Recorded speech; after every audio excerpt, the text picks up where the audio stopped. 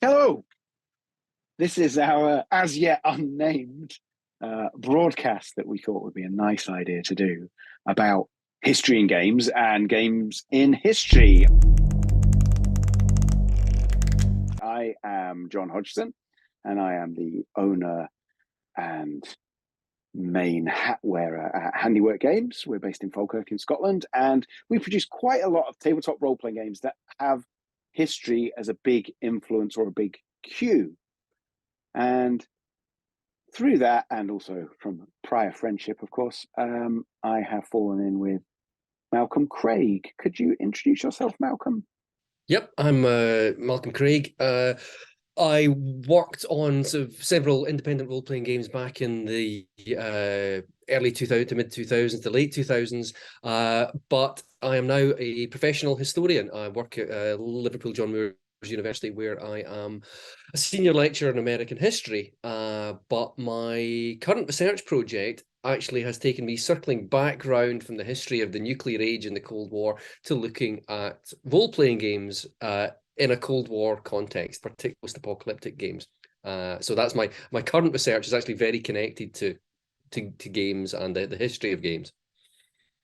I think it's quite interesting, isn't it? Because between us, I'm like a sort of amateur historian, and I do a phenomenal amount of reading. I've just come to realize I can say this because it's true without claiming any great glory. I do like to read a lot for our games, and I'm very keen on doing the reading and the research and trying to keep up to date and all of that good stuff. So I'm sort of like full-time games writer, designer, artist, part-time historian, if you like. And that's reversed with you, right? You know, you're a professional historian and a sort of part-time, involved in the creation of games. And I think that between us, I think that's an interesting sort of dynamic. It is, although I'd push back on your self-description as an amateur historian, because I mean, I might say I'm a professional historian because I'm paid to do the job of Yeah. a historian. That's what I do. But I think you're a historian as well. I don't think there should be this distinction of an amateur historian. If you do the reading, if you do the research, you do the work, you critically think about history, then you are a historian, whether Well, you're working in an academic environment, a heritage uh, environment, or what, I will take it. I've always, because I feel the same about artists, that if you make art, you're an artist. It doesn't, this sort of earning Yeah. your living from it or whatever is not necessarily the most significant part. But I never like to feel any glory. Do you know what I mean? But so we sort of came together through a variety of projects and so on we ended up, we've done two now. Is that right? Two talks about, it's your project, History and Games in History.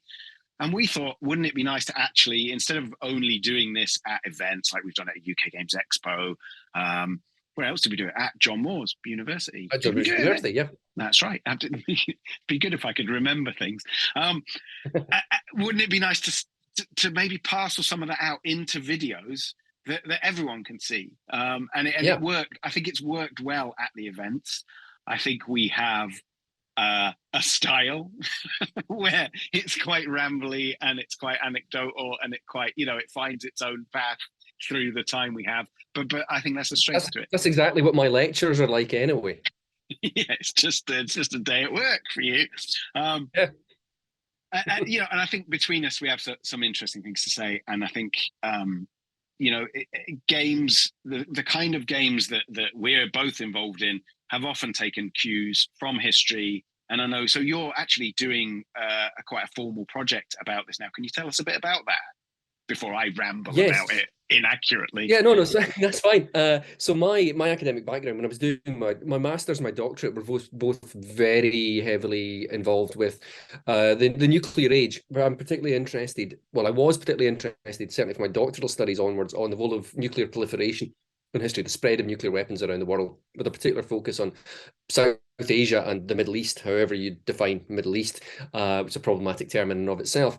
But I make no bones about the fact I, like many scholars, grew very bored with what I'd been doing for over a decade and struggled for a couple of years to think, what is my future research direction going to be? Because within academia, you definitely need to be able to get funding, publish articles and books, do all this kind of wider kind of stuff surrounding your work. It's not just the teaching part of it.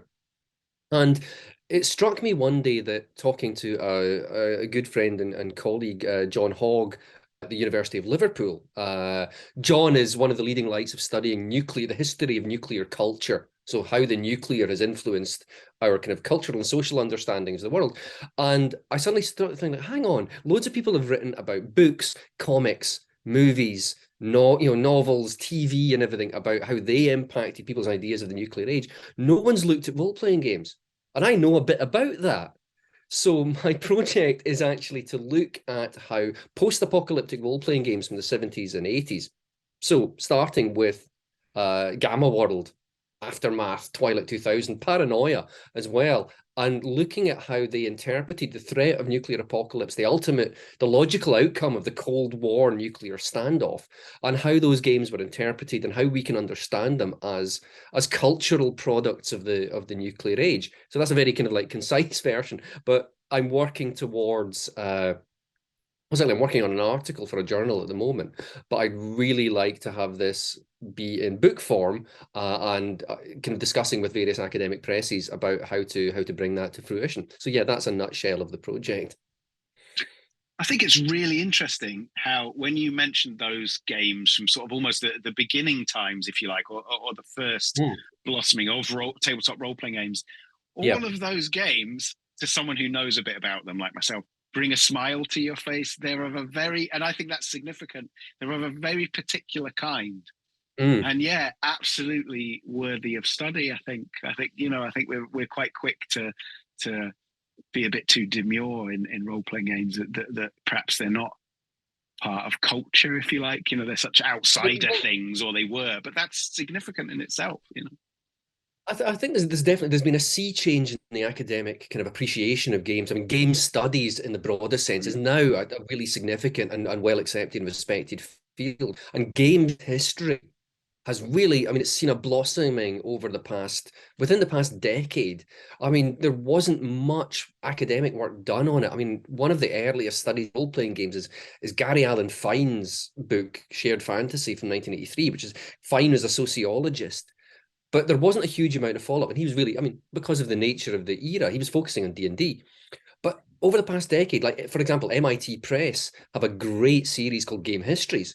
And like John Peterson has written a couple of books on the history and evolution of Dungeons and Dragons and its, cultural significance, and a really analytical study of how role-playing games became role-playing games.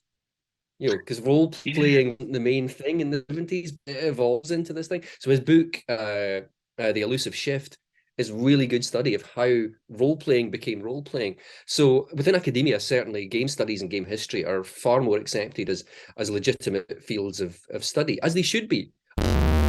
What we're going to do as part of this, just in case, and I might edit this bit out or I might not, if we get any connection problems, we'll just keep the conversation going and we'll indicate that there was a dropout or so on in the connection, rather than sort of try and stop and artificially pretend that there wasn't a gap in the conversation. I think it's much more interesting to just record it as we speak it, as part of what we're doing, and we're making up the rules for how we're going to do this as we go. Good. Now, something I think is really interesting, and we wanted to talk about in this sort of inaugural episode, which is largely going to be introductions to the concepts, is that we're coming back to something, aren't we, as part of your work studying all of this. There's going to be a sort of practical element for you, which I'll be involved in. And do you want to talk about what that is? So alongside my kind of, the research, like leading to the book, which I hope will be an accessible price. I think the presses I'm talking to release material that isn't that kind of like crazy academic pricing. But as part of this, there is a thing in academia these days called impact. This is all part in the UK about the way you get money for research and everything. And impact is about how you can like take academic ideas out into the world and see how it changes belief, opinion, policy, da. So as part of that, alongside my research book project, I'm going to be doing an impact study on how my writing within a role-playing games framework can help people understand the Cold War better. How am I going to do that? Well, some of you, handily, I have the props here. Some of you may remember these two games.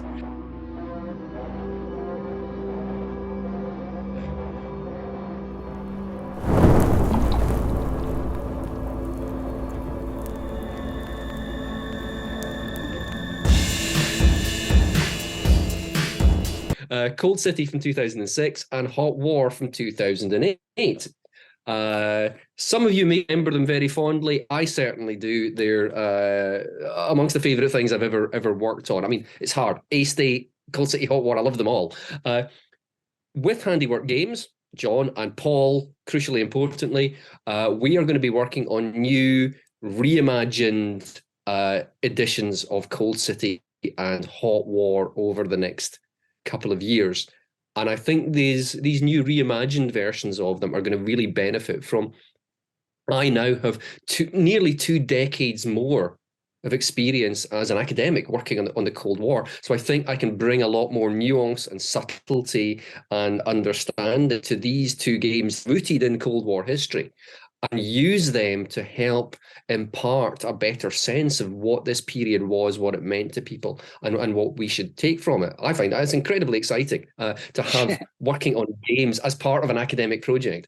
Yeah, I'm really excited that the idea of this sort of self-reflexive, almost educational fusion of the game, your experience, coming back to it, being part of your sort of games and history and games stuff, all inform each other, and the chance for us to really work on, say, presentation and how we're going to present that material within a game. I think we're really well placed to do it, and I think it's really exciting, and I'm really looking forward to it. Actually, it's great. It's good. Yeah, so I mean, the thing is, they're not going to be, games that kind of like, you have to read this giant block of historical context in order to understand. It's going to be, as you said, done in a much lighter touch. I want to make, one of my things with this, I want to make Cold War history accessible. Right. And many people will be, many people will go out and read books on Cold War history, but if we can embed in a light touch way a more nuanced understanding of the era and its themes and what was happening and the why. I mean, that's the central concern of the historian, is why. So build that in, as I said, a light touch way. I'm really excited to see how we can do this. I'm delighted to be able to kind of return to these games wearing both of my hats. If you can imagine imaginary hats, as both an academic and as a kind of like games designer. Kind of, I take no credit for all of the subtleties of these games, but it's a really exciting project, and I think it's got a lot of scope, and I'd be fascinated to see what people make of it. I think it's really good. Do you know, it's interesting to say the why of it, because for me, that's something we're interested in when I'm doing research for like our Beowulf game or our Mask Witches of Forgotten Doggerland game.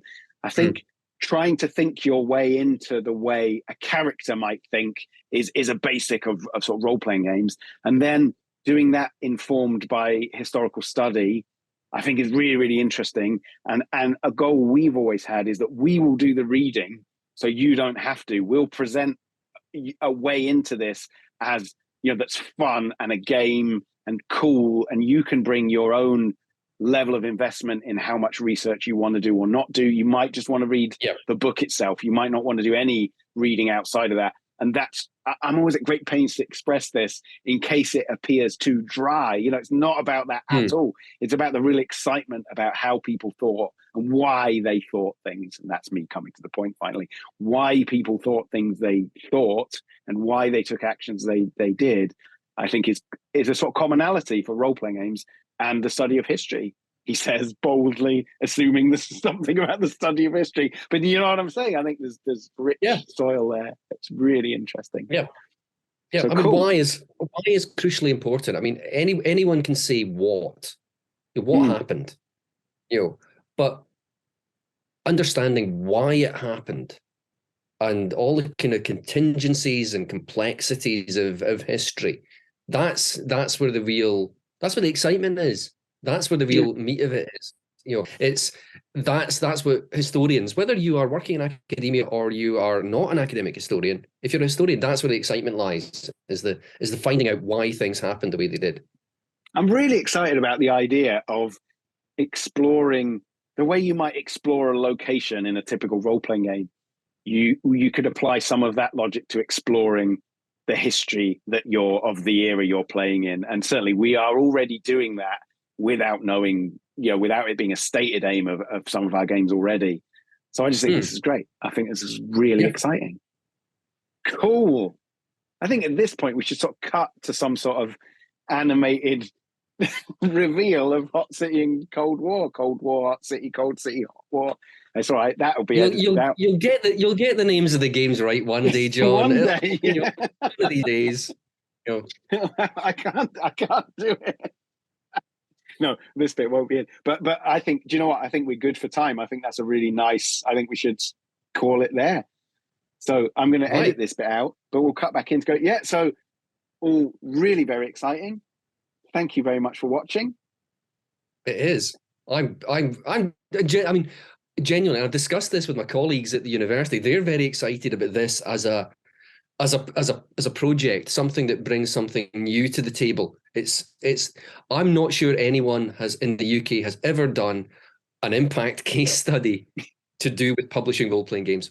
I don't think it's been done. So it's something completely new and it's very exciting. And I'd love to see how it develops alongside my research project on post-apocalyptic games. I think so cool. Right, that's it. Before we get rambling, I've got so much I want to ramble about, and it's killing me. But we're going to save it for another episode. Nice one. Okey-dokey. Thank you very much. No problem at all. Apologies for the mess. It's my loft. It's a disaster area. I make no apologies for the mess in my office. This is where the magic happens. Nice one.